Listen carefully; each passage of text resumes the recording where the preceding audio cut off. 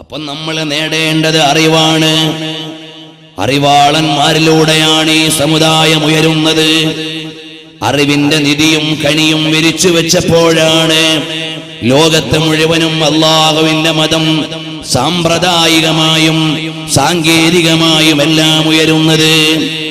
പരിശുദ്ധമായ ഇസ്ലാമിക രാജ്യങ്ങളെ രാഷ്ട്രീയമായി ആക്രമിക്കാൻ വന്ന ചില ഭരണകൂടങ്ങൾക്കെതിരെ രാഷ്ട്രീയ രാജ്യങ്ങൾ എതിർത്തിട്ടുണ്ടാകാം. അറബ് രാജ്യങ്ങൾക്കെതിരെ യുദ്ധവുമായി വന്ന ഏതെങ്കിലുമൊക്കെ എതിർശക്തികളെ റോമിനെതിരെ ഇസ്ലാമിക രാഷ്ട്രം സമരം ചെയ്തിട്ടുണ്ട്.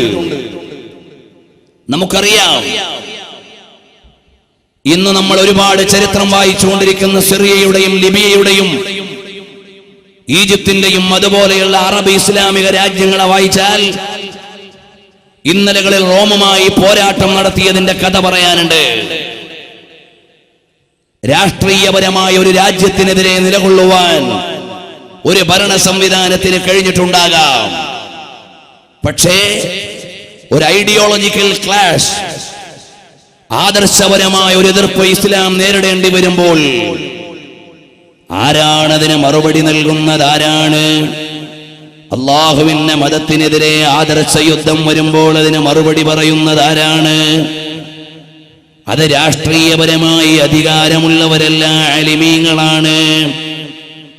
ഓരോ പണ്ഡിതന്മാരുടെയും കാലഘട്ടങ്ങളിൽ മഹാന്മാരായ ആലിമീങ്ങളുടെ ദൗത്യം എന്തായിരുന്നു?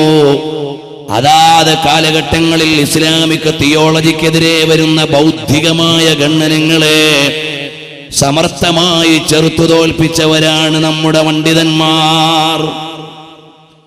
അബൂ ഹനീഫ ഇമാം റളിയല്ലാഹു അൻഹുവിന്റെ കാലത്ത് നിരീശ്വരവാദം കൊടികുത്തി വാഴാൻ ശ്രമിക്കുകയാണ്. മഹാനവറുകൾ നിരീശ്വരവാദികളുമായി ഗണ്ണനം നടത്തുകയാണ്. അവരുടെ കേവല ഭൗതികവാദത്തെ നയപരമായി സംവാദം നടത്തിയിട്ട് പരാജയപ്പെടുത്തിയ മഹാനാണ് ഇമാമുൽ മുസ്ലിമീന അബൂ ഹനീഫ.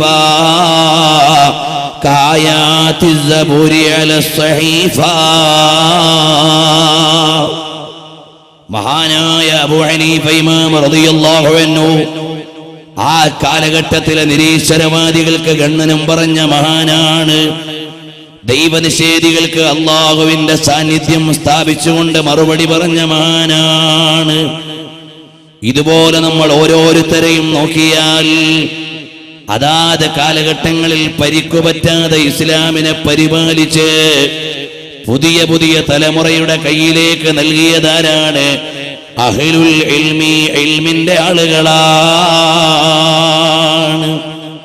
ആँखों में कहीं अक्स तुम्हारा नहीं कोई, आंसू है बख्त और सितारा नहीं कोई.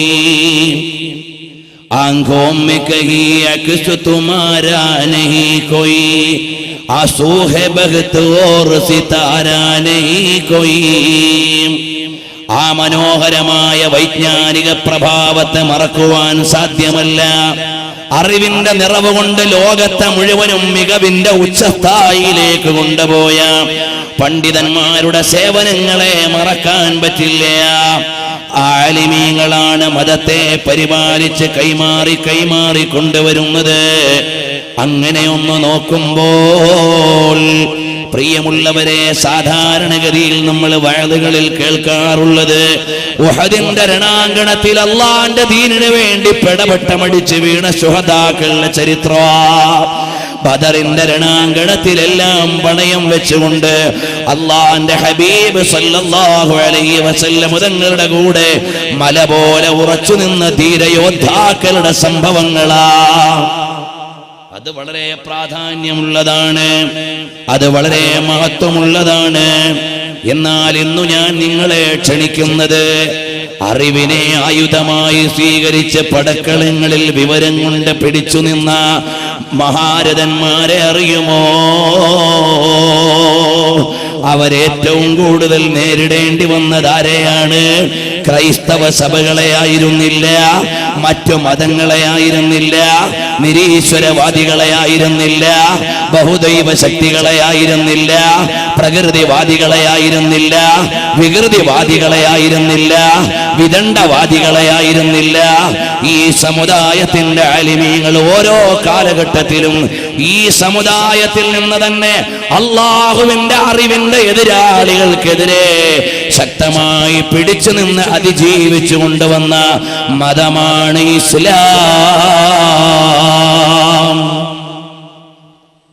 അവർക്കെതിരെ തീജ്വാല ഒരുക്കിയതാരാണ്? നമുക്കറിയാം, സലാഹുദ്ദീൻ അയ്യൂബിയുടെ പോരാട്ടം റോമിനോടായിരുന്നു. രാപ്പകൽ ഒഴിവില്ലാതെ പോരാട്ടക്കളത്തിലൂടെ അള്ളാന്റെ മതത്തിന് വേണ്ടി നിലകൊണ്ട മഹാനാണ് സുൽത്താൻ സലാഹുദ്ദീൻ. സുൽത്താൻ സലാഹുദ്ദീൻ അയ്യൂബി ആരാണ്? ഫാത്തിഹുൽ ഖുദ്സാണ്, ബൈത്തുൽ മുഖദ്ദസിന്റെ വിമോചകനാണ്. ഒരു വെള്ളിയാഴ്ച രാവിൽ ഖുദ്സ് മോചിപ്പിച്ചുകൊണ്ട് സുജൂദിൽ കിടക്കുന്ന സലാഹുദ്ദീൻ അയ്യൂബിയെ വായിക്കുമ്പോൾ നമ്മുടെ ശരീരം മുഴുവനും കോരിത്തരിക്കുകയാണ്. ആത്മാവ് അവാച്യമായ ഒരു അനുഭൂതിയിലേക്ക് ഉയരുകയാണ്. കാരണം സുൽത്താൻ സലാഹുദ്ദീൻ തങ്ങളുടെ സേവനം വലുതാണ്. അതുപോലെ നമുക്ക് ഒരുപാട് പോരാളികളെ പറയാനുണ്ട്.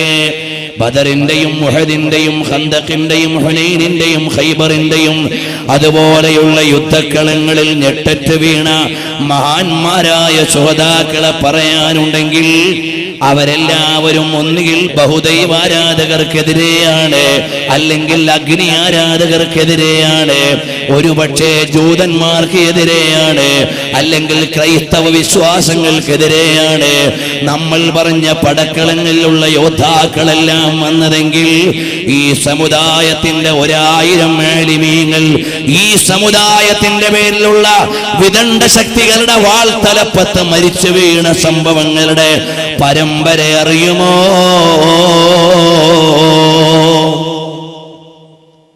ആനുകാലികമായി വായിക്കാൻ നമ്മൾ നിർബന്ധിതരാണ്.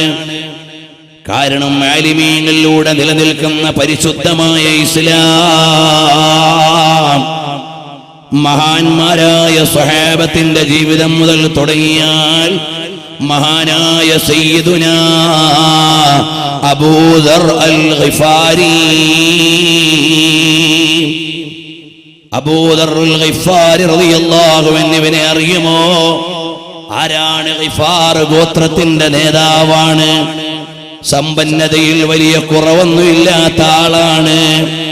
അല്ലാഹുവിന്റെ ഹബീബ് സല്ലല്ലാഹു അലൈഹി വസല്ലം തങ്ങൾ ആകാശത്തിന് കീഴെയുള്ള ഏറ്റവും വലിയ സത്യവാൻ എന്ന വിശേഷണം നൽകിയ മഹാനാണ്. പുണ്യനബി സല്ലല്ലാഹു അലൈഹി വസല്ലം തങ്ങളുടെ പാഠശാലയിൽ ഇരുന്നുകൊണ്ട് അറിവിന്റെ നിറവുകളെ ഹൃദയത്തിലേക്ക് ഏറ്റെടുക്കാൻ നിയോഗം ലഭിച്ച മഹാനാണ്. ആ മഹാനായ അബൂദർ അൽ ഗിഫാരി റളിയല്ലാഹു അൻഹു ഇസ്ലാമിക ഭരണകൂടം കാഴ്ചവെക്കുന്ന ചില നയനടപടികളെ ഇസ്ലാമികമായി നീതീകരിക്കാൻ പറ്റാതെ വന്നപ്പോൾ ഭരണകൂടവുമായി ബന്ധപ്പെട്ട ചില ആളുകൾ അതിക്രമങ്ങൾ ചെയ്തപ്പോ അറിവിനെ ആയുധമാക്കി അബൂദർ അൽ ഗിഫാരി പോരാട്ടം നടത്തുമ്പോൾ മഹാനായ അബൂദർ തങ്ങൾ പരിശുദ്ധരായ നബി സല്ലല്ലാഹു അലൈഹി വസല്ലം തങ്ങളുടെ സ്വഹാബിയാണ്.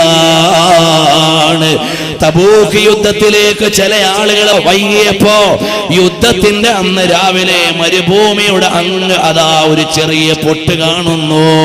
അള്ളാന്റെ ഹബീബ് പറയാണ്, കുൻ അബൂദർ, ഓ ആ വരുന്നത് അബൂദർ ആകട്ടെ. അത്രയും വലിയ സ്നേഹമുള്ള സഹാബിയാണ്. അള്ളാന്റെ ഹബീബ് സല്ലല്ലാഹു അലൈഹി വസല്ലം തങ്ങൾക്ക് ഇഷ്ടമുള്ള സഹാബിയാ. ആ സഹാബിയായ അബൂദർ അൽ ഗിഫാരി തങ്ങൾ രണ്ടാം ജംറയുടെ അടുത്തിരുന്നു കൊണ്ട് ജനങ്ങൾക്ക് ഫത്വ നൽകുമ്പോൾ ഒരുപാട് ആളുകൾ വന്ന് ചോദിക്കുന്നു, അബൂദർ തങ്ങളെ, ഞങ്ങളുടെ ഹജ്ജിന്റെ മസല എങ്ങനാ ഒന്ന് പറഞ്ഞു തരണേ. ഞങ്ങൾ ജംറ എറിയേണ്ടത് എങ്ങനാ ഒന്ന് പറഞ്ഞു തരണേ.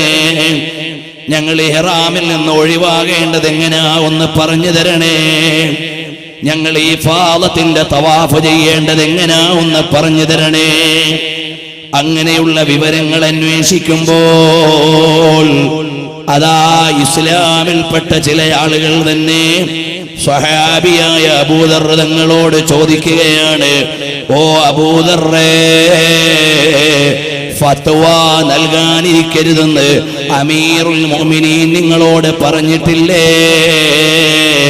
അതുകൊണ്ട് മൊയ്ലിയാരുടെ പണി നിർത്തിയിട്ട് പോയിക്കൂടെ എന്ന് ചോദിക്കുമ്പോ മഹാനായ അബൂദർ ഗിഫാരി റളിയല്ലാഹു അൻഹു പറയാണ്,